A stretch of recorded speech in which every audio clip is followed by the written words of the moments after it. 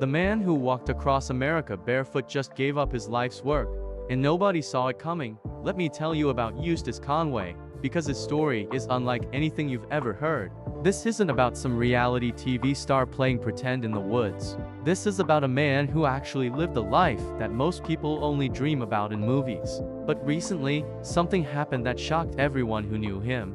And once you hear the full story, you'll understand why his journey matters more than ever in today's world. Eustace Conway was born in 1961, and from the time he could walk, he knew he didn't belong in the modern world. While other kids were watching cartoons and playing video games, young Eustace was sneaking out of his house to sleep in the woods. At just 12 years old, he left home and went to live in the forest by himself. Can you imagine that? A 12-year-old kid deciding that nature was his real home, not the comfortable house his parents provided. But this wasn't rebellion for the sake of rebellion. This was a calling that he couldn't ignore. He spent his teenage years learning skills that most people have completely forgotten. He learned how to make fire without matches. He figured out which plants you could eat and which ones would kill you. He studied animal tracks until he could tell you what passed by, when it passed by, and where it was going. He made his own clothes from animal hides. He built shelters with his bare hands using only materials he found in nature. By the time most kids were learning to drive a car, Eustace could survive in the wilderness with nothing but a knife. But here's where his story gets really interesting. In 1987, when he was just 26 years old, Eustace decided to walk across America. And not just walk across it, but walk across it the way Native Americans did hundreds of years ago. He covered over 3,000 miles, from the Atlantic Ocean to the Pacific Ocean, and he did most of it barefoot. Think about that for a second. 3,000 miles, barefoot, through deserts, mountains, forests, and plains. He hunted his own food along the way. He slept under the stars. He dealt with extreme heat and freezing cold. This wasn't a vacation or some publicity stunt. This was Eustace proving to himself that the old ways weren't just possible, they were better. After that incredible journey, most people would write a book, do some TV interviews, and then settle into normal life. Not Eustace. In 1987, he bought 1,000 acres of land in the Blue Ridge Mountains of North Carolina. He called it Turtle Island Preserve, and he had a vision that would consume the rest of his life. He wanted to create a place where people could learn the skills that our ancestors knew. A place where the old ways wouldn't be forgotten. A place where kids could come and actually experience what life was like before smartphones and electricity and all the modern conveniences that we take for granted. Eustace started building Turtle Island with his own two hands. He cut down trees and turned them into lumber. He built cabins the traditional way, without power tools, without modern equipment. Every building on that property was constructed using methods that were hundreds of years old. He dug wells by hand. He created a water system using gravity and natural springs. He built a blacksmith shop where he could make his own tools. He constructed a kitchen with a wood-burning stove. He even built a natural amphitheater where he could teach groups of people about wilderness survival and traditional living. But Turtle Island wasn't just about buildings. Eustace filled the property with animals. He had horses that he trained himself.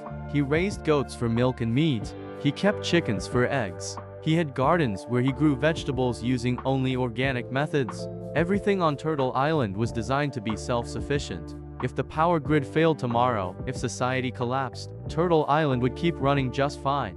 That was the whole point. Then in 2012, something happened that would change Eustace's life forever. The History Channel came calling. They wanted to create a show called Mountain Men, and they wanted Eustace to be one of the main stars. Now, Eustace had always been careful about publicity.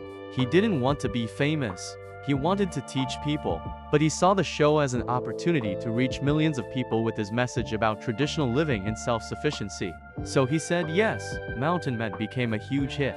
Millions of people tuned in every week to watch Eustace and the other cast members living off the land. People loved seeing someone actually doing the things that most folks only fantasize about. Here was a guy who didn't just talk about living free, he actually did it. He didn't need a grocery store. He didn't need a doctor for most things. He didn't need to buy clothes from a mall. He made everything himself, grew everything himself, hunted everything himself. The show brought thousands of visitors to Turtle Island. People came from all over the world to take Eustace's workshops. They wanted to learn how to tan hides, how to make knives, how to build with timber, how to identify edible plants, how to track animals, how to make fire, how to live without depending on modern systems. Eustace was thrilled. This was exactly what he wanted. He was passing on knowledge that was dying out. He was teaching people skills that might save their lives someday, but fame came with problems. Lots of problems.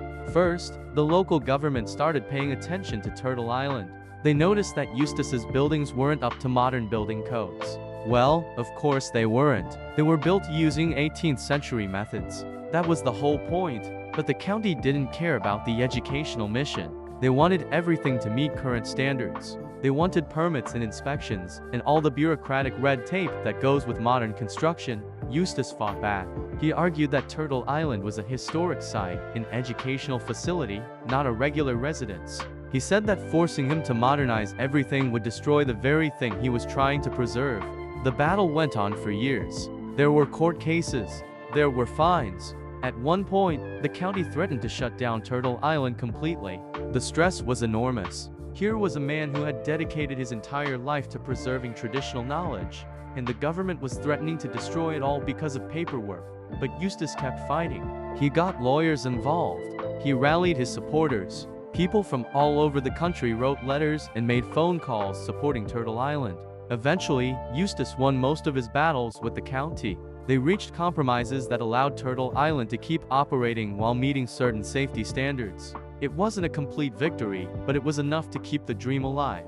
Then came the next challenge. Running Turtle Island was exhausting. Eustace was getting older. The property needed constant maintenance. The buildings needed repairs. The animals needed care. The gardens needed tending. The workshops needed organizing. The visitors needed managing. It was too much for one person, even someone as tough and dedicated as Eustace Conway. On top of all that, Eustace had money problems. Turtle Island cost a fortune to maintain. The property taxes alone were The reality is far more interesting than any made-up scandal. Eustace Conway is a man who chose to live differently. He rejected the comfort and convenience of modern life because he believed there was something valuable in the old ways. He spent his entire life proving that you don't need all the stuff that advertisers tell us we need. You don't need the latest smartphone. You don't need a fancy car. You don't need designer clothes. You don't even need electricity if you know what you're doing. But Eustace's message goes deeper than just survival skills. He's teaching us about self-reliance, about independence, about not being dependent on systems that might fail, about understanding where your food comes from and how things are made, about respecting nature instead of trying to conquer it, about working with your hands instead of staring at screens all day, about building things that last instead of buying disposable junk, about community and teaching and passing knowledge to the next generation. Think about what the world looks like today. We're more connected than ever through technology, but somehow more isolated. We have more stuff than any generation in history, but we're not happier. We can order anything we want with a few taps on our phones, but we've lost the satisfaction of making things ourselves. We've gained convenience but lost something essential in the process. Eustace Conway represents an alternative. Not a return to some imaginary perfect past, but a different way of thinking about what really matters. His workshop isn't terrifying. It's inspiring. It's filled with handmade tools, works in progress, materials from the forest, and the evidence of decades of skilled work. It's a place where real learning happens, where people discover capabilities they didn't know they had. The decision to give up control of Turtle Island wasn't a failure. It was a mature recognition that if the mission is bigger than one person, then it needs to outlive that person. Eustace built something that can continue teaching long after he's gone. That's not giving up. That's legacy building.